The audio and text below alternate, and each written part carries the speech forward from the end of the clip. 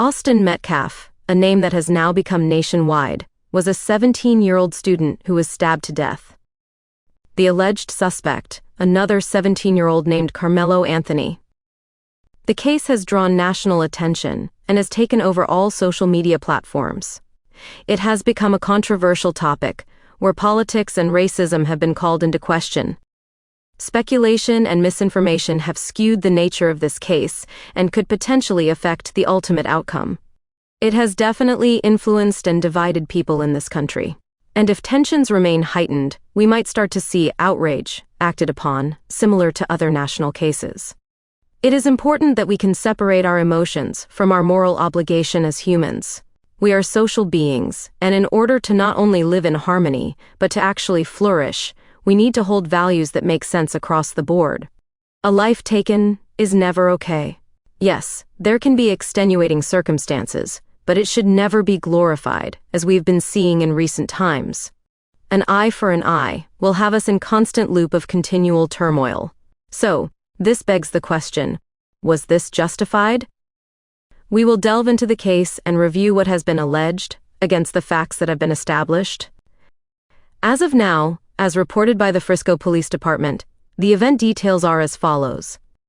On April 2nd, police were dispatched to David Kuykendall Stadium.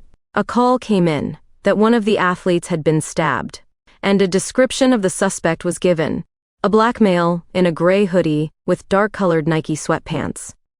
A school resource officer, Cortez Eduardo, was one of the first on scene. He was directed towards the north end of the stadium, where a tent had been pitched for Memorial High students. As he approached, an adult witness pointed out the suspect on the bleachers. The officer then made his way towards the alleged suspect. It is noted in his statement that as he started to direct the alleged suspect, KarmeloAnthony's first words were, "I was protecting myself," without prompt. After the comment, the typical routine of being pat down commenced as the two walked along a fence that separated them. Once Karmelo had passed through an opening in the fence, the officer was able to pat him down again, but there was no weapon found. Karmelo was walked off the track and cuffed. At that time, he states, "He put his hands on me." Another officer, A. Ricci, arrived on scene. Officer Cortez relayed to him that he had the alleged suspect in custody. The statement provoked a response from Karmelo, who stated, "I'm not alleged, I did it." Karmelo was then escorted towards the police vehicle and made another unprompted statement as recorded by Officer Ricci. The ask? If what had happened could be considered self-defense. Afterwards, Karmelo was taken into custody and processed. Over on the side where the victim laid, Frisco's fire department had started life-saving measures. At the time Karmelo was being escorted, Sergeant Will Addis arrived on scene and headed towards the tent. It was noted that the weather had turned and it had started to downpour, so personnel moved the tent over the victim to shelter him and preserve the scene. It was at this time the sergeant began to snap photos of the crime scene, while assisted by other personnel. Officer Taylor Wetzel interviews a witness, whose name is redacted.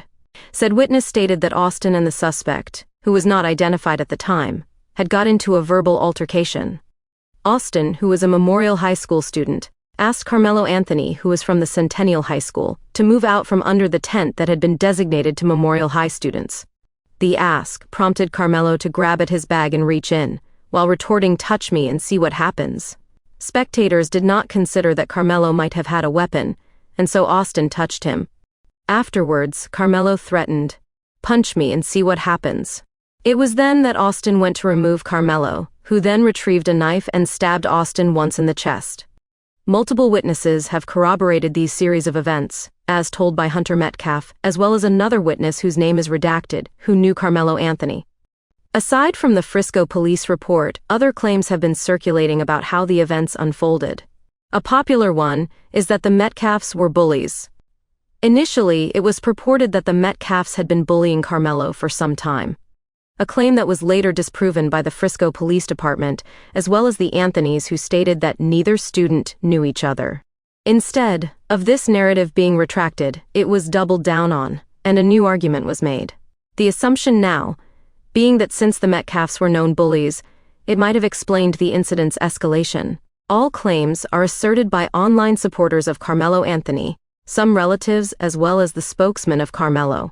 As of now, these claims hold no weight, as no one verifiable who actually knew the twins have come forwards to confirm these allegations.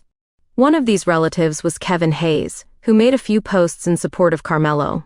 These posts read as follows: "It's normal for students from different schools to gather under another school's tent. Karmelo had friends there, he wasn't trespassing or looking for trouble."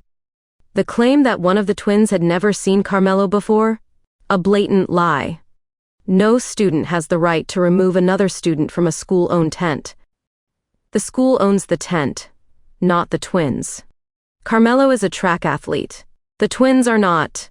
He wasn't even expecting to see them there.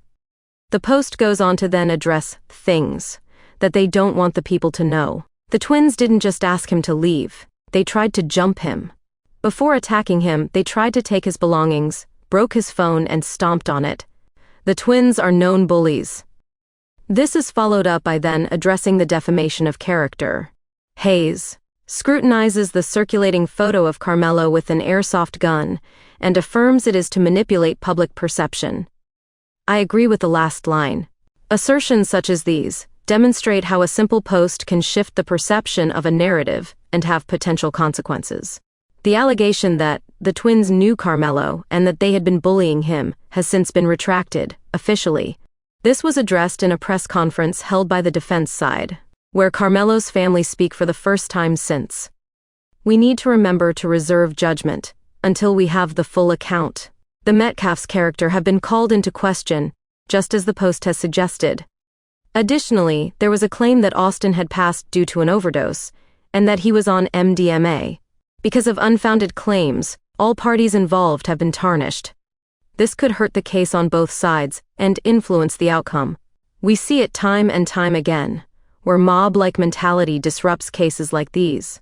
It provokes hate and bigotry, and is pointless when it's put up against the law. At the end, it will come down to, does KarmeloAnthony have a case of self-defense?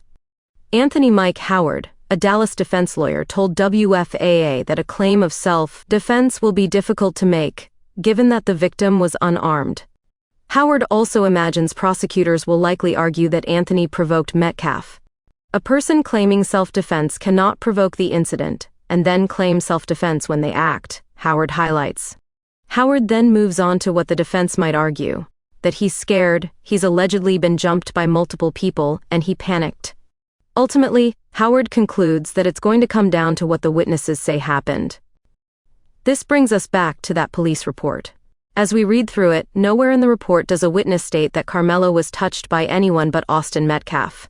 Claims of bullying is speculation at this point. As of yet, no one from Memorial High has come forward and confirmed said claims. This rumor is insensitive and calls the Metcalf's character into question when they are not the accused or on trial. It is insensitive and hateful to tarnish a reputation based on political or racial ideologies. The case should be approached with facts and what the law dictates. Arguments can be made on both sides, that Austin should have did this, or Karmelo should have done that, but ultimately what is done is done. It now boils down to intent. Questions that will arise during the trial will be, why did Anthony have a knife on his person to begin with? Could he have de-escalated the situation? Which will be a hard one, since he was asked to move and had the opportunity to do so. It's understandable that during athletic events, some visiting schools might intermingle, but we have to also consider that teams are allocated spaces so they can express their school spirit and represent while being on another school's turf. When it comes to sports, shit-talking is routine behavior and is considered typical sportsmanship. So, it stands to reason that the Memorial High students should be afforded the same curtsies. Tension run high during these kinds of events, and we need to take all aspects into consideration. I reiterate, the ultimate factor will be, was Karmelo's reaction just? So, what are the takeaways in this scenario? Any case should have due process, and all judgments should be reserved for fact-based claims. Debate in the comments and let me know how you think this case will play out. Like and subscribe if you want to stay informed as new detail emerge, because this channel will be covering it.